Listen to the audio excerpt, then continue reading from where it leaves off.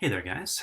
I am David Icke, and I'm here to teach you a really simple way to outline any story, especially a short story. I'm going to walk you through this whole process here in just a moment, but here's the gimmick. I don't know what I'm going to outline. I don't know what the story is yet because I'm going to use this little random generator that I wrote a while back, and it's going to give me a prompt.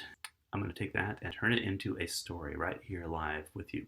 So, we are doing a superhero story.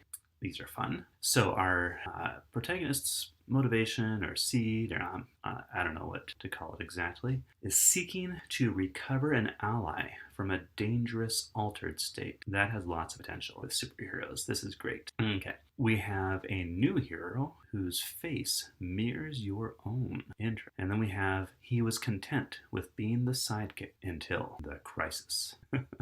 Okay, there's a lot going on here. So I'm going to copy this over into my notes.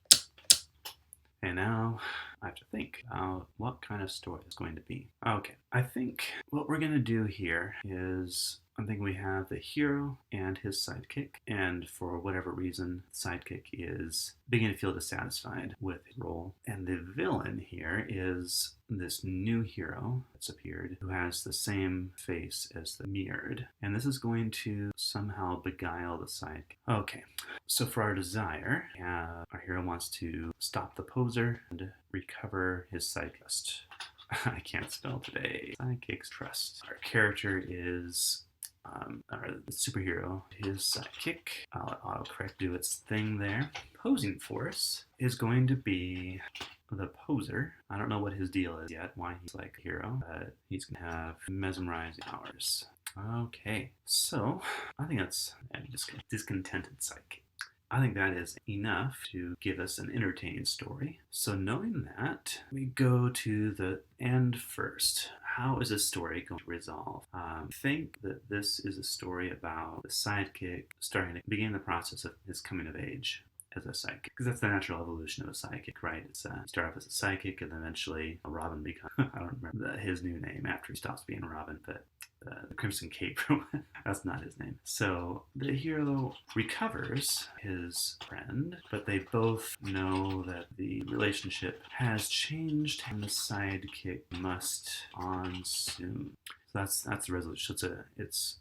It's still a happy ending, but there's a bittersweet tone to it because this good alliance that they've had as hero and sidekick is coming to an end, passing an era, shall we say. So now that we know that's our resolution, we jump back to the hook. Now the hook is where we need to capture the reader's attention. We need to introduce the main characters, especially for a short story. We don't have a whole lot of time, so we really need to get all the characters out in pretty short order, especially the protagonist and his allies. So in a superhero story, we probably want to get the villain as well, at least some hint. So, and we have a little more work to do in introducing the sidekick.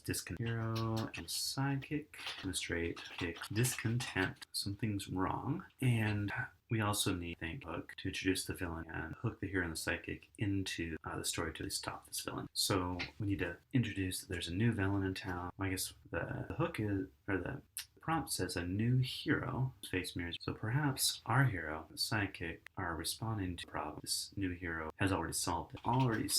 Problem racing respond to. And maybe this happens again. So then, well, I'll wait on that because I was going to start with the first twist. But first, if we're following the process, and we don't always have to follow the process, let's be honest. So I know that the first twist already is going to be that they see heroes. But we really need to go to the midpoint. The midpoint is the transition from responding to the hook and now going from reactive stance to proactive, which leads up to the resolution. They get some sort of information that is going to enable them to take that proactive. So there's usually a good place for a twist here at the point. Kind of sets off the transition. So I think the twist here is that the sidekick leads our hero to new hero rotation, and that's going to make our hero realize how bad things have gotten with his friend. Okay, now we go to the new hero's, the first twist. They see the new hero's face on the third time. That's not proper English, but run with it. On the third time, the new hero steals their thunder. They see the new hero's face. It's the same as the hero's. No. Alright, that was our first twist. Now we need the big setback. This is where all is lost. Our hero gets in the neck really bad. So probably this, in a lot of superhero stories, this is when our hero is captured by the bad guy, villain, and sidekick. So then we get the villain, of course, to monologue, and our hero is going to recover his friend by snapping him out of the villain's, I don't know how that, the villain's mesmerization. V, isn't it? Alright, and together they defeat the villain. Oh, okay, so now we know the twist that we're steering toward. We go back to the pinch point. Pinch point is the second quarter of the story.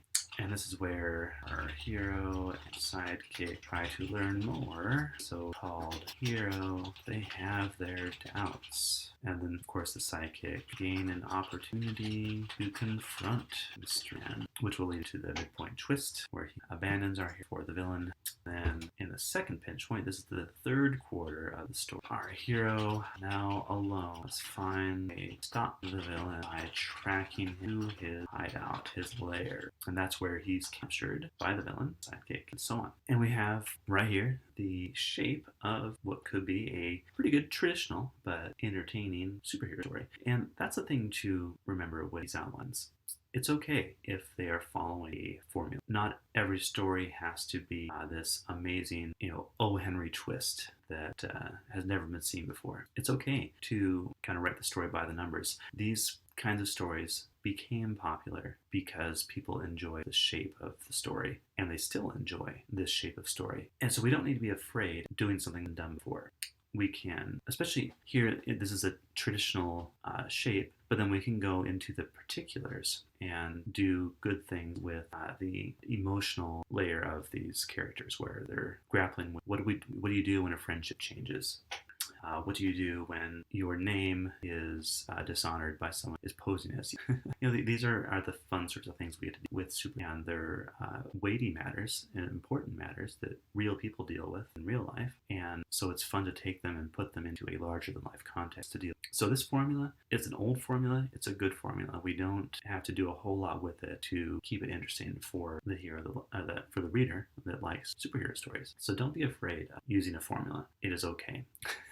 People still like this. People still read them. People still pay money for this kind of story. So this is the process. And as you can see, you can go from nothing to a pretty good story, a satisfying story that people will pretty quickly. And then as you develop this further, you'll figure out what are the particulars of this hero, what are his powers, what's his sidekick like, all the particulars of the character will be developed further if we take the step further and actually start writing it. So this is the process. I have a book about it. You can learn more about the book down in the description there. There it is, down there. And while you're down there and checking out the book, you can also leave a comment and answer for me. What do you find most discouraging about writing a story? What's the hardest thing for you? I'd like to know. I'd like to know what you're struggling at. Maybe I could answer one of those in a future, answer how to deal with that in a future video. While you're down there looking at the book, answering that question, feel free, if you enjoyed this, to like and subscribe to the channel. I'll be doing lots more of these outlines, and it's kind of fun. You never know what's going to pop up next. And